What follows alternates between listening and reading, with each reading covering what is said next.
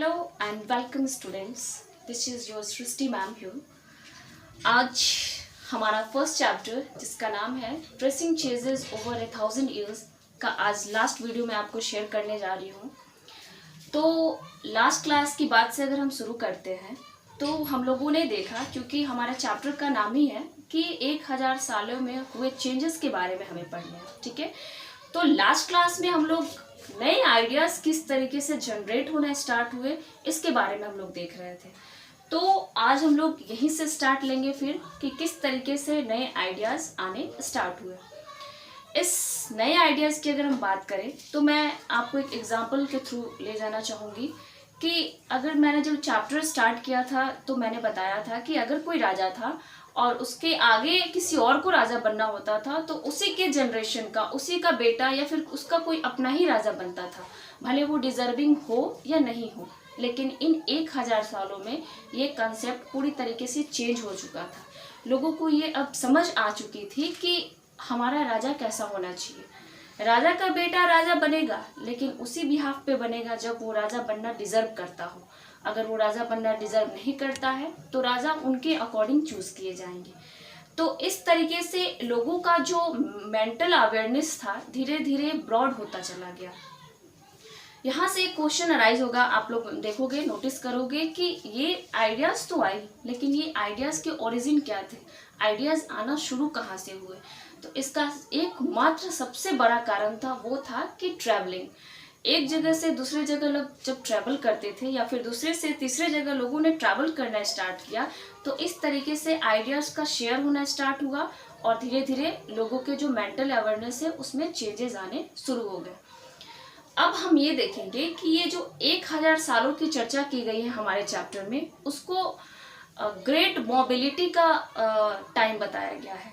Mobility शब्द को आप ध्यान दोगे तो देखोगे कि मोबिलिटी जो शब्द है वो मोबाइल शब्द से बना हुआ, और मोबाइल शब्द का मतलब ये होता है कि जो एक जगह स्थिर नहीं हो, हमेशा चलता रहे. तो इसका मतलब ये था कि इस पूरे पीरियड में लोग एक जगह से दूसरे जगह से तीसरे जगह लगातार मूव ऑन करते रहें. और चूंकि भारत जो है बड़ा पॉसिबिलिटीज वाला देश है, ये हम नहीं तमाम विश्व के लोग जानते हैं, और भारत पॉसिबिलिटीज वाला देश है, इस वजह से दूसरे देश के लोग यहाँ आते थे अपना भाग्य आजमाने के लिए, भाग्य को संवारने के लिए. ये जो पीरियड हुआ, ग्रेट मोबिलिटी का पीरियड हुआ, लोगों के कंसेप्ट्स बढ़ने शुरू हुए. इस बीच एक बहुत बड़ा ड्रास्टिक चेंज होता है, वो था कि फॉरेस्ट जो थे पहले से हमारे यहाँ, उसकी कटाई होने शुरू हो गई, या फिर जंगलों के आसपास के एरियाज को साफ करने लगा लोग. क्यों? क्योंकि उन लोगों के दिमाग में अब एग्रीकल्चर का कंसेप्ट था कि एग्रीकल्चर जो पहले से है उसको और ब्रॉड किया जाए, उसको और एक्सपेंड किया जाए.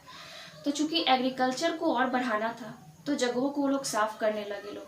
इससे एक प्रॉब्लम ये हुई, या फिर एक इसका जो रिजल्ट उभरा वो ये था कि जो पहले से रीजन्स जहाँ फॉरेस्ट हुआ करते थे वहाँ कुछ लोग थे जो वहाँ सेटल होकर रहा करते थे, वहाँ फॉरेस्ट को घर की तरह यूज़ करते थे. तो जब जंगलों की कटाई हुई या फिर आसपास क्षेत्र कटाए जाने लगे तो उन लोगों को वहाँ से बेघर होके कहीं और शिफ्ट करने की नौबत आ गई. तो क्या होता है कि इधर एग्रीकल्चर एक तरफ विस्तार होता है और दूसरी तरफ लोग इस जगह से कहीं और जाके शिफ्ट होते हैं, और वो लोग जहाँ शिफ्ट होते हैं वहाँ धीरे धीरे अपने गांव का निर्माण करते हैं. वो गांव धीरे धीरे बढ़ते बढ़ते बड़े गांव में कन्वर्ट होता है, बड़ा गांव धीरे धीरे कन्वर्ट होकर कस्बे में परिवर्तित हो जाता है.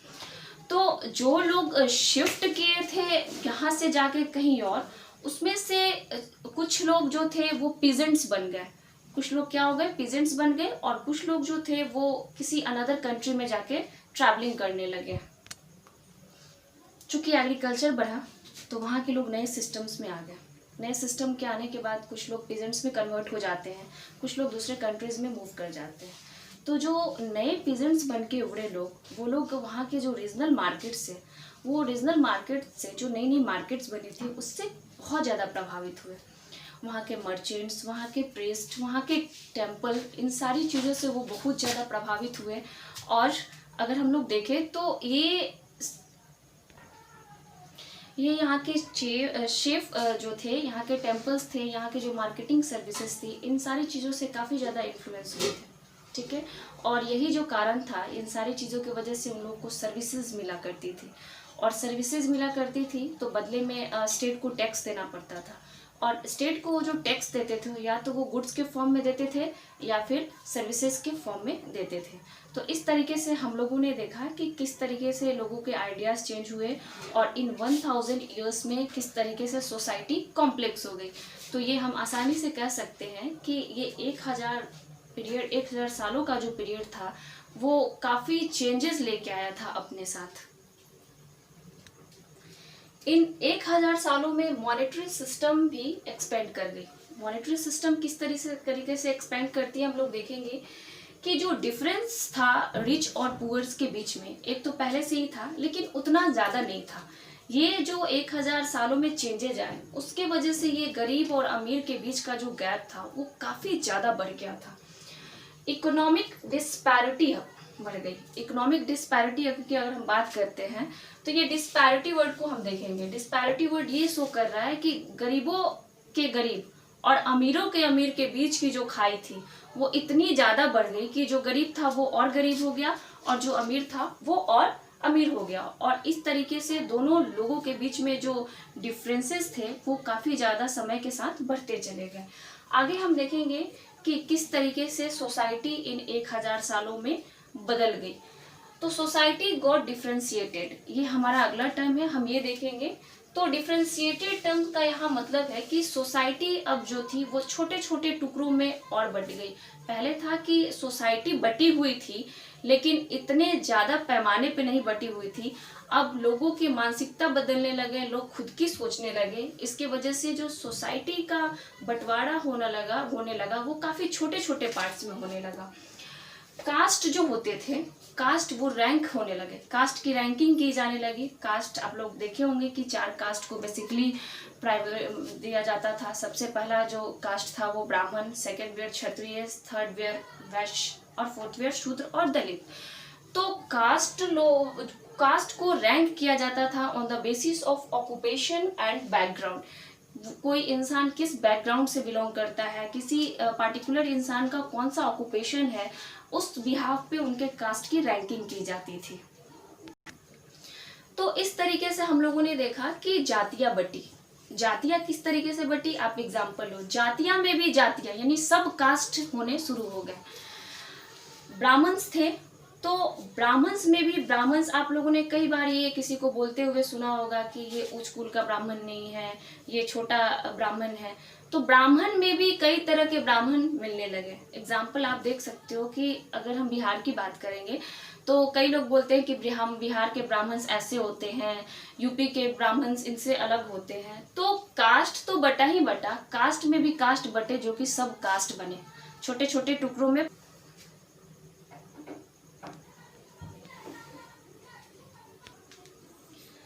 जातियां बटी, जातियों में छोटे छोटे और भी जाति का परिवर्तन होता है, छोटे छोटे और जाति बनती गई। इस तरीके से सब डिविजन्स बढ़ते गए।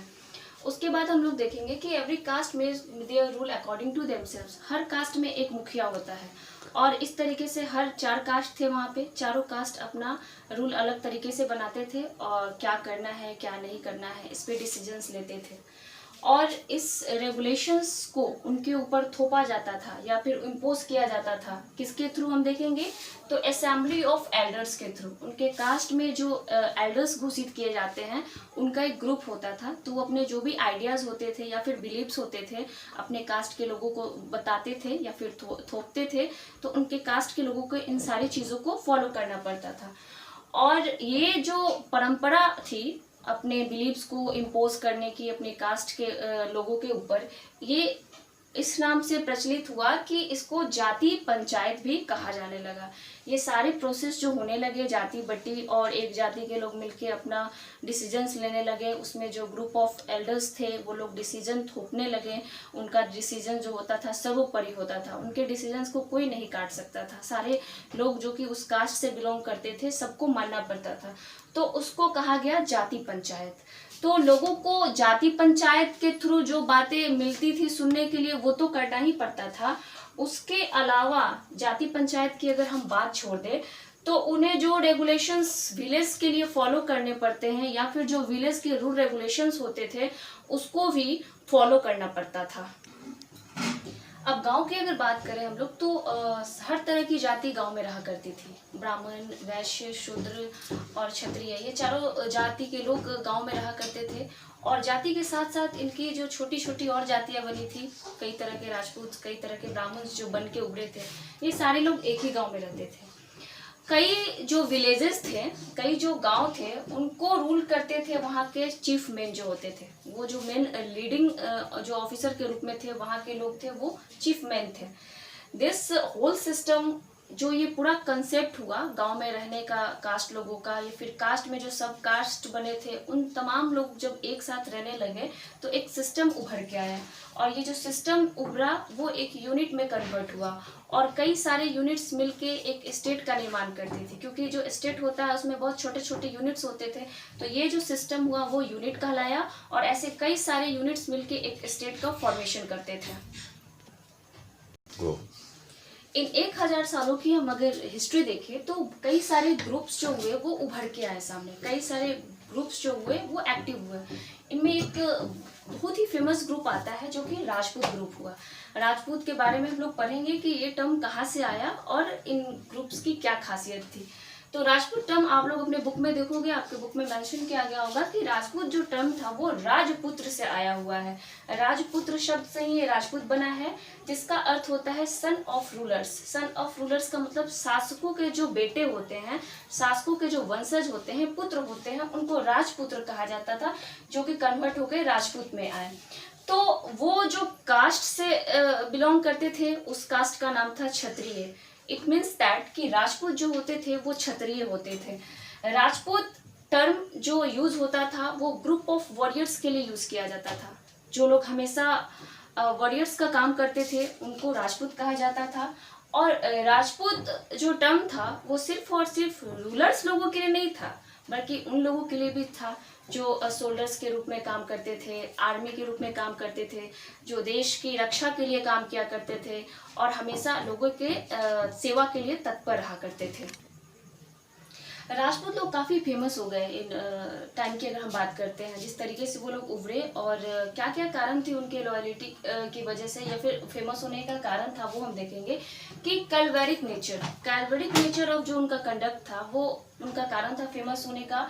वो लोग बहुत ब्रेव माने जाते थे, बहुत बहादुर माने जाते थे। राजपूत लोगों के बारे में ऐसा कहा जाता था कि वो लोग इतने ब्रेव होते थे और उनका जो सेंस ऑफ लॉयल्टी होता है, मतलब इतने ज़्यादा वो लोग लॉयल होते थे और इतने ज़्यादा वो लोग अंदर से अपनी मातृभूमि के लिए डेडिकेटेड होते थे कि कभी भी कहीं भी तत्पर रहते थे अपने देश की सेवा के लिए, अपने मातृभूमि के लिए, मर मिटने के लिए। तो इस तरीके से हम लोगों ने देखा कि किस तरीके से राजपूत लोगों का यहाँ इमरजेंस होता है, किस तरीके से ये ग्रुप यहाँ एक्टिव होता है और इसकी हिस्ट्री हम लोगों ने पढ़ी राजपूत की। अब हम लोग ये देखेंगे कि राजपूत के अलावा और भी बहुत सारे ग्रुप्स थे जो यहाँ एक्टिव हुए। उनमें से कुछ का नाम आपके बुक में मेंशन किया गया है, आप लोग देखोगे तो महाराष्ट्र की अगर हम बात करते हैं तो वहाँ मराठियंस थे, सेकंड वेयर सिक्स, थर्ड जो हम देखेंगे वो जाट थे और चौथे कायस थे। तो इन लोगों की अगर हम बात करते हैं तो पॉलिटिकली देखा जाए, पॉलिटिकल सिचुएशन की अगर बात की जाए तो ये 1000 सालों में राजपूत के अलावा इन 4 ग्रुप के पीपुल का भी योगदान कम नहीं था। इन लोगों ने भी काफी बढ़ चढ़कर अपना योगदान दिया था। इंडिया के अलग अलग रीजन्स में अलग अलग किंगडम्स हुआ करती थी। फॉर एग्जांपल अगर हम राजस्थान की बात करते हैं तो राजस्थान की किंगडम होती थी, बंगाल की बात करें तो बंगाल का अपना किंगडम होता था। इस तरीके से हर जगह का अपना अलग किंगडम होता था। तो क्या होता था कि ये किंगडम जो होते थे आपस में लड़ते रहते थे, हमेशा लड़ते रहते थे। तो कोई ना कोई एक किंगडम हारता था, एक किंगडम जीतता था। तो जो किंगडम विन करता था वो हारे हुए किंगडम को अपने में मर्ज करके अपने किंगडम का विस्तार करता था और किंगडम का धीरे धीरे विस्तार करते करते उसको अंपायर में कन्वर्ट कर देता था। अब जो टर्म आता है हम लोग देखेंगे अंपायर। तो अंपायर की अगर हम बात करते हैं तो ये अंपायर एक वर्ड है जिसका मतलब साफ होता है कि कई सारे किंगडम्स इसमें मिलके एक अंपायर का निर्माण करते हैं। अंपायर कंसेप्ट जो है हमारे पास उसका सिर्फ एक ही मकसद है कि इसको कभी बाउंड्रीज जो होती हैं वो सील नहीं होती है। किंगडम्स जब अंपायर बन गए तो अंपायर में कन्वर्ट होने के बाद उनकी कोई बाउंड्री नहीं रह जाती थी। ये कहा जाता था कि एम्पायर को आप जितना से ज़्यादा बढ़ा सको। इस तरह के कई एम्पायर्स का एग्जाम्पल हम लोग देख सकते हैं, जैसे चोलास, तुगलक्स और मुगल्स, इनकी चर्चा आपके बुक में की गई है। तो ये क्या करते थे कि किंगडम्स को हथियाने का काम करते थे। अंपायर जो थे वो किंगडम्स को हथियाने का काम करते थे, धीरे धीरे रीजनल स्टेट को भी हथियाना शुरू करके और अपने अंपायर का एक्सपेंशन करते चले गए। तो इस तरीके से हम लोग देखेंगे कि किंगडम कैसे आए और किंगडम्स कैसे अंपायर में कन्वर्ट होते हैं। 18th सेंचुरी की अगर हम बात करते हैं तो वहाँ क्या होता है कि मुगल एम्पायर्स का पतन होना स्टार्ट होता है। तो इस तरीके से मुगल डायनेस्टी जो थी पूरी तरह से जब ध्वस्त हुई तो लोगों का जो अपना नेचुरल पावर्स था या फिर जो अपना लेवल का पावर्स था उसका री इमर्जेंस होना स्टार्ट हुआ। री इमर्जेंस मतलब पुनः उत्थान होना स्टार्ट होता है। जो पहले जिस लेवल पे उन लोग लेवल पे जो राज करते थे या फिर जिन पावर्स का यूज करते थे वो पावर्स फिर से एक्टिव होना स्टार्ट हो गए। तो इस तरीके से ये होता है कि एक तो वो जो मैंने गांव के बारे में आप लोगों को बताया था कि गांव में सब कास्ट के लोग अपना एक डिसीजन बनाते थे और उसके बाद गांव का जो मेन लीडर होता था या फिर जो रूल रेगुलेशन होता था उसको भी फॉलो करना पड़ता था। तो इनके ऊपर दो प्रेशर आ जाता था कि एक तो जिस कास्ट से वो बिलोंग करते हैं उनकी बातों को तो मानना ही मानना है, लेकिन जो सबसे ऊपर रूल ओवर कर रहा है उनकी बातों को भी मानना है। फॉर एग्जाम्पल अगर हम देखें तो सल्तनत काल में जो ये घूंघट की परंपरा हिंदुओं में जो आई वो मुझे कहीं ना कहीं लगता है कि सल्तनत काल से ही प्रेरित थे, क्योंकि अगर सुल्तान लोगों की बात की जाए तो उन लोगों में ये परंपरा था कि औरतें कभी अपना चेहरा नहीं दिखाती थी, वो लोग हमेशा अपने चेहरे को ढक के रखती थी।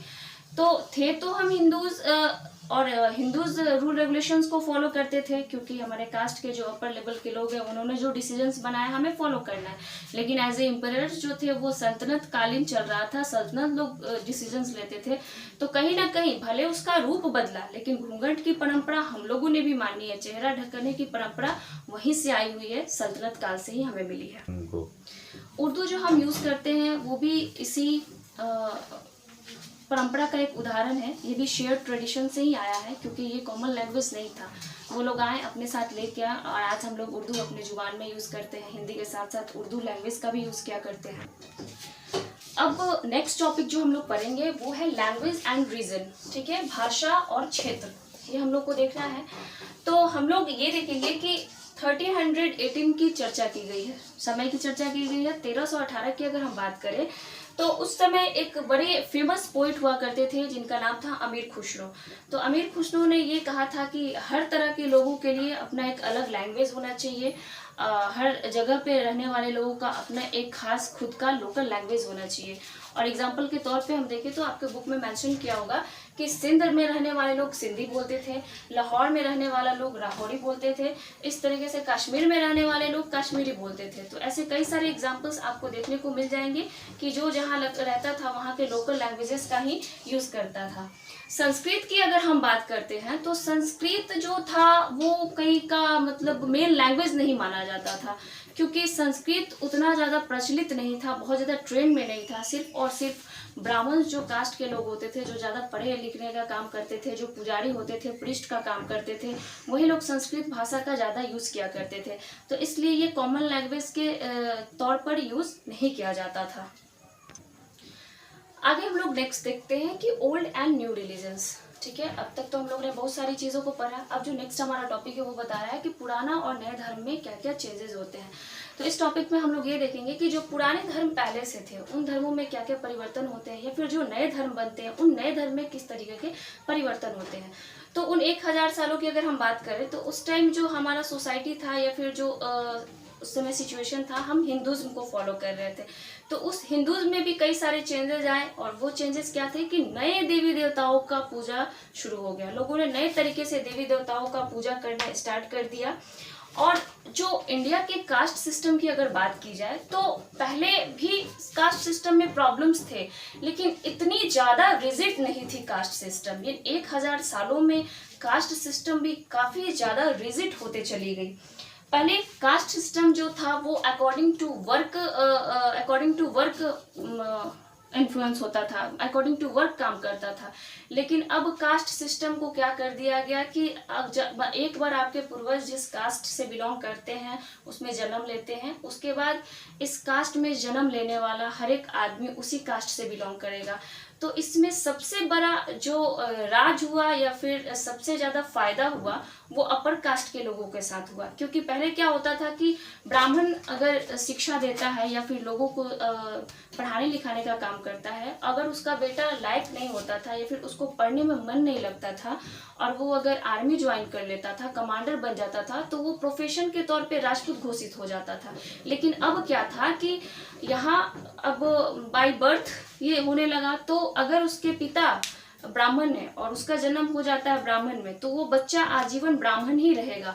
वो चाहे किसी भी प्रोफेशन को चुने या फिर वो नालायक ही क्यों नहीं रह जाए, बाय बर्थ एक बार अगर वो जिस कास्ट में जन्म लेता है तो टिल द डेथ वो उसी कास्ट को बिलोंग करेगा। तो इस तरीके से क्या हुआ कि राजपूत या फिर ब्राह्मण ये लोग अपर कास्ट के लोग थे, तो इन कास्ट में जिन लोगों का जन्म होता था वो भले कुछ अच्छा करे या ना करे, वो आजीवन बड़े कास्ट में गिने जाते थे। लेकिन प्रॉब्लम्स लोअर लेवल के लोगों के साथ इसलिए हुई क्योंकि एक तो वो लोग शूद्र या फिर दलित की बात अगर हम करें तो उनके फैमिली में किसी का जन्म होता है और वो बहुत डिजर्विंग आदमी होता है, लेकिन वो अपने कर्मों से बहुत आगे भी जा सकता है। लेकिन एक बार उसके सर पे ये मुहर लग जाए कि तुम शूद्र हो, तुम लोअर लेवल कंसीडर किया जाते हो, तो उसको अंत तक ये जो माथे पे ठेपा लग जाता था उसको लेके ही ढोना पड़ता था। तो इस तरीके से कास्ट सिस्टम भी चेंज हो गई थी। इसी बीच नए नए टेम्पल्स बने, तो क्या होता है, नए नए टेम्पल्स बनता है, लोगों का पूजा पाठ के प्रति रुझान बढ़ता है, तो इससे ब्राह्मणों की जो इज्जत थी वो और दोगुनी बढ़ गई। और सबसे खास बात थी कि जो संस्कृत थी वो कॉमन लैंग्वेज थी नहीं, सिर्फ ब्राह्मण्स लोग ही खुद में बोला करते थे। तो इस तरीके से धीरे धीरे जो ब्राह्मण्स थे वो डोमिनेटिंग नेचर के होते चले गए, लोगों पे अपना जो बिलीफ था वो थोपते चले गए और धीरे धीरे वो लोग डोमिनेटिंग नेचर्स को अपनाना शुरू कर दिए। इन 1000 सालों में जो सबसे बड़ा ड्रास्टिक चेंज होता है उसको हम लोग देखते हैं, और वो था भक्ति मूवमेंट। भक्ति मूवमेंट क्या था कि भक्ति करनी है भगवान की या फिर पूजा पाठ कराना होता था तो हमें किसी ना किसी पुजारी की जरूरत होती थी, किसी ना किसी ब्राह्मण की जरूरत होती थी। तो ये कंसेप्ट जो था वो पूरी तरीके से चेंज हो गया। अब ईश्वर की भक्ति के लिए आपको किसी की पुजारी की या फिर किसी ब्राह्मण की जरूरत नहीं है, आप सिर्फ स्मरण करके भी भगवान का पूजा कर सकते हो। और इसी बीच ये कंसेप्ट बड़ी पैमाने पे खुल के आया और ये कंसेप्ट आज तक हमारे देश में ट्रेंड करता चला आ रहा है। इन 1000 सालों में एक नया रिलीजन उभर के आया, क्योंकि हम लोग न्यू रिलीजन के बारे में पढ़ने वाले हैं, तो देखेंगे कि इन 1000 सालों में एक नया रिलीजन का क्रिएशन होता है, वो है इस्लाम। इस्लाम का कैसे क्रिएशन होता है हम लोग देखते हैं।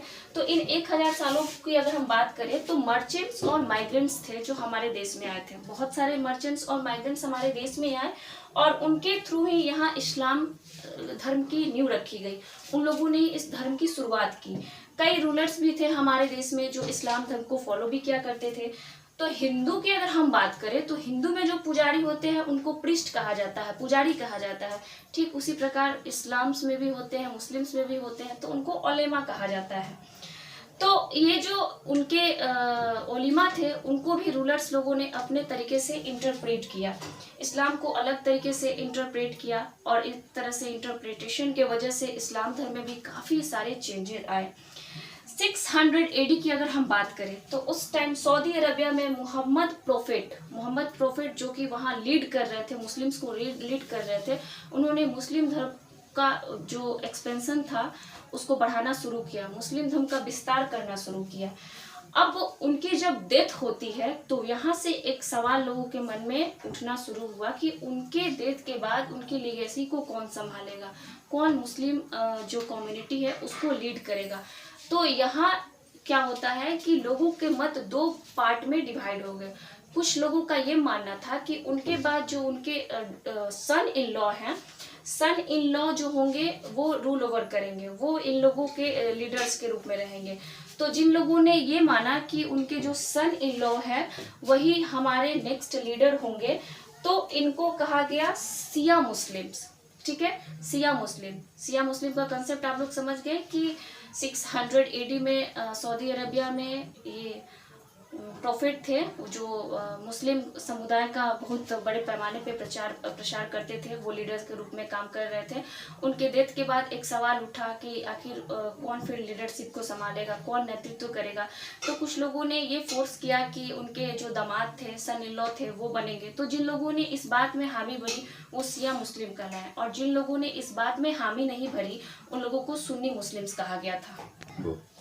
वक्त को हिस्टोरिकल पीरियड्स में कैसे डिवाइड किया जाए तो और क्यों किया जाए, ये सबसे बड़ा सवाल आता है। तो अगर हम हिस्ट्री की बात करें, नहीं सिर्फ भारत की बल्कि पूरे वर्ल्ड की, तो हिस्ट्री कोई छोटी सी चीज़ नहीं है कि एक वॉल्यूम में उसको हम लोग बोलते जाएं और सामने वाला समझता जाए। हिस्ट्री ऐसी चीज़ ही होती है कि उसको part wise, period wise divide करना पड़ता है। छोटे छोटे पार्ट्स में डिवाइड करके उसको अंडरस्टैंडिंग बनाया जाता है ताकि पढ़ने में, समझने में काफ़ी आसानी हो। और यही हम लोगों ने देखा था कि ब्रिटिशर्स ने किस तरीके से इंडियन हिस्ट्री को भी 3 पार्ट्स में डिवाइड किया था, हिंदू, मुस्लिम और ब्रिटिशर्स। हिंदू, मुस्लिम और ब्रिटिशर्स, और इस यहाँ पे डिवाइड किया था कि हिंदू टाइम जब बताया उस टाइम हिंदू रूलर्स थे, मुस्लिम टाइम की चर्चा हुई तो उस टाइम मुस्लिम रूलर्स थे, और ब्रिटिशर्स की बात होती है तो उस टाइम ब्रिटिशर्स का हमारे देश में आगमन हो गया था।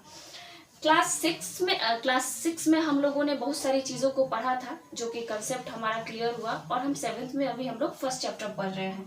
तो इस पूरे 7th की हिस्ट्री जो हम लोग पढ़ने वाले हैं वो हम लोग मेडिवल पीरियड पढ़ेंगे। जो हिस्ट्री पढ़ेंगे उसको मेडिवल पीरियड कहा जाता है। मेडिवल एक्चुअली जो हिस्ट्री है वो 3 पार्ट में डिवाइड है, एंशिएंट, मेडिवल और मॉडर्न। तो एंशिएंट जो हिस्ट्री है वो हम लोगों ने क्लास 6 में पढ़ा, और क्लास 7 में हम लोग पढ़ेंगे, और क्लास 6 में तो पढ़ा ही और वेरी बिगनिंग से पढ़ा, और 7th में हम लोग 700 AD से लेके 1700 AD के बारे में पढ़ेंगे जो कि मेडिवल पीरियड है। और मॉडर्न की अगर बात करेंगे तो सेंस ऑफ जो क्या बोलते हैं उसको, सेंस ऑफ मेटेबल प्रोग्रेस की बात होगी, उसमें नए नए साइंटिफिक चीज़ें इन्वेंशन हो जाएंगी, वो मॉडर्न पीरियड में सब चीज़ें इंक्लूड हो जाती हैं। तो क्या होता है कि दुनिया भर के लोग यहाँ भारत में आना शुरू किए, यहाँ के किंगडम्स को हराना शुरू किए, उनकी वेल्थ को लेकर जाने लगे, और 1000 में इतनी चेंजेस आए कि पूरे विश्व हमारे देश के तरफ अट्रैक्ट होने लगी। और यही हुआ कि यहाँ के किंगडम्स से, छोटे छोटे किंगडम्स से लड़ाई झगड़े स्टार्ट हो गए, यहाँ के वेल्थ लेके लोग दूसरे जगह जाने लगे, और बहुत ज़्यादा प्रॉफिट होगा यहाँ से, ऐसे बाहर के लोगों का मानना था। तो दूसरे देश के लोग यहाँ से प्रॉफिट के भाव से भी आते थे, क्योंकि शुरुआत में ही मैंने बताया था चैप्टर के कि भारत जो है बड़ा उम्मीदों का देश है। लोग यहाँ अपने डेस्टिनी को आजमाने के लिए आते हैं, लोग अपने भाग्य को आजमाने के लिए आते हैं। तो ये था हमारे क्लास 7 का फर्स्ट चैप्टर का कंसेप्ट। हम लोगों ने कई सारी चीज़ें, कई सारे टॉपिक्स के बारे में डिस्कस किए। होप आप सभी बच्चों को ये समझ में आया होगा, और जो भी प्रॉब्लम्स होंगी हम लोग लाइव क्लासेस में शेयर करेंगे। तब तक के लिए keep studying and keep learning. Thank you all.